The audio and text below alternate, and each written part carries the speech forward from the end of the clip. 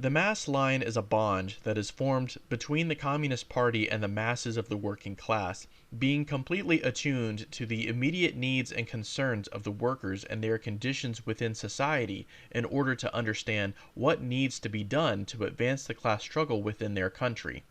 The party will refine its theory and practice by going into the masses of the working class and learning from them what their conditions are and what needs and concerns they may have. They will also listen to what constructive criticisms the masses provide for the party in order to better formulate future practices and to further refine their theory.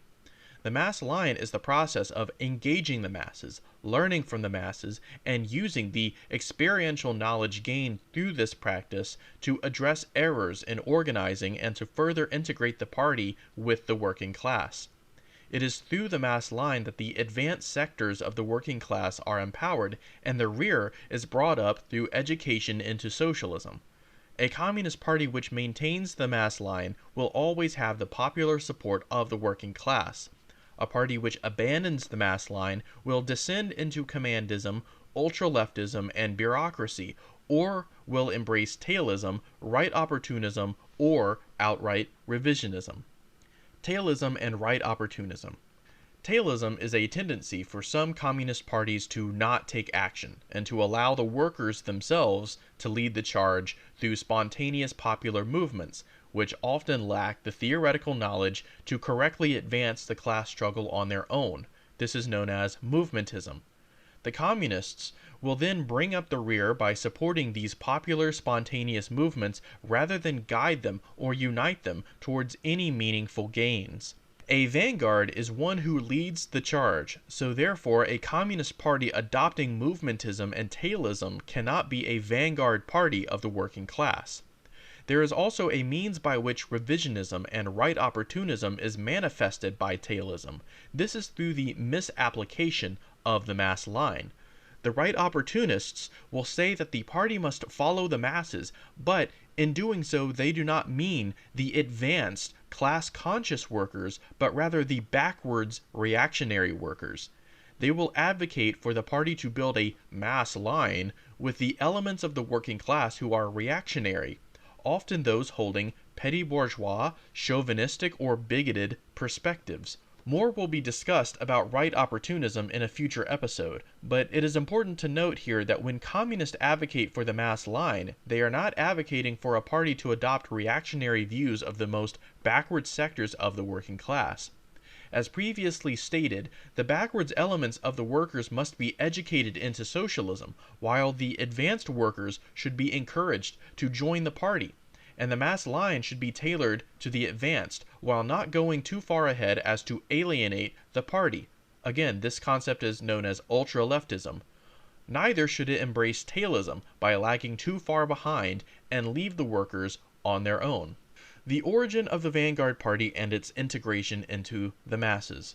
A conflict arises in the origins of the vanguard party due to the fact that those who constitute the core of the vanguard party often initially emerge from privileged positions within society, from sections of the petty bourgeoisie or academia. This creates an issue where those claiming to be a vanguard of the proletariat lack a proletarian background and are divorced from the day-to-day struggles of the proletariat themselves. This leads to a trend in which the revolutionary vanguard party can quickly and readily adopt revisionism and a sense of superiority over the very proletariat base they hope to lead, because the constituents of the emergent vanguard consciously or unconsciously adopt a petty bourgeois mentality. In this manner, the mass line and its application becomes the solution to this problem. By integrating the party into the revolutionary working masses and challenging emergent petty bourgeois consciousness within the party, this changes the party from one in which it's proletarian in name only to one in which it is truly proletarian. This prevents the emergence of a commandist bureaucracy, the spread of economism and capitalist roaders, and all other manners of revisionism, including dogmato-revisionism, by ensuring the practice of the party is grounded and reinforced by its engagement in the class struggle. The mass line is one of the primary tools for ensuring the party remains a party of the proletariat and constitutes the revolutionary road. The mass line is one of the primary tools for ensuring the party remains a party of the proletariat and continues the revolutionary road. Therefore, the mass line is one of the key developments of Maoism and becomes a hallmark of Maoism's application in revolutionary movements today. Thank you very much for watching this episode. Just to review, we talked about the concept of the mass line. We talked about how its misapplication can lead either to ultra-leftism or to Tailism. And we talked about the origins of the vanguard party and how it can proletarianize itself through the mass line. In a future episode, in episode 12, we will talk about the Cultural Revolution. Be sure to like, comment, and subscribe. That about does it for this video. And thank you very much for watching. Danky Kang out. Catch you next time.